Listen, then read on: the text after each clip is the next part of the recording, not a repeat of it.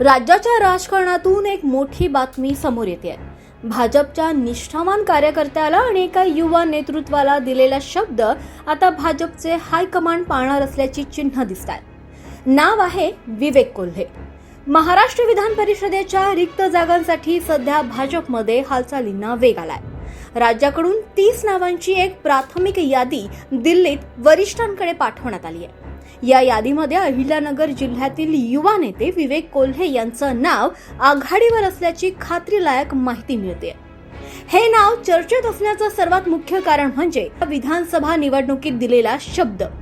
त्यावेळी महायुतीचे उमेदवार आशुतोष काळे यांच्यासाठी विवेक कोल्हे यांनी माघार घ्यावी असं आवाहन राज्यासह दिल्लीतील वरिष्ठ नेत्यांनी केलं होतं.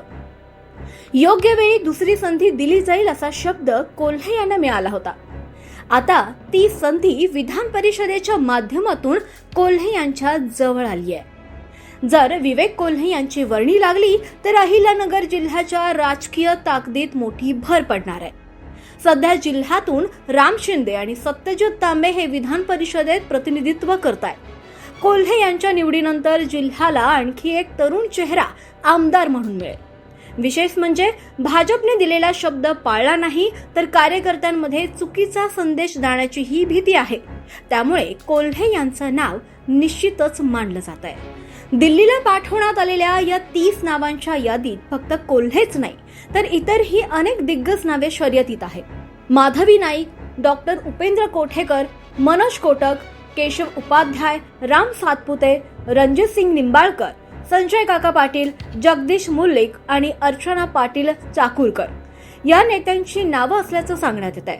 वाट्याला आलेल्या जागांच्या तुलनेत ही यादी मोठी असल्यानं वरिष्ठ पातळीवरून काटेकोर छाननी केली जाण्याची शक्यता आहे.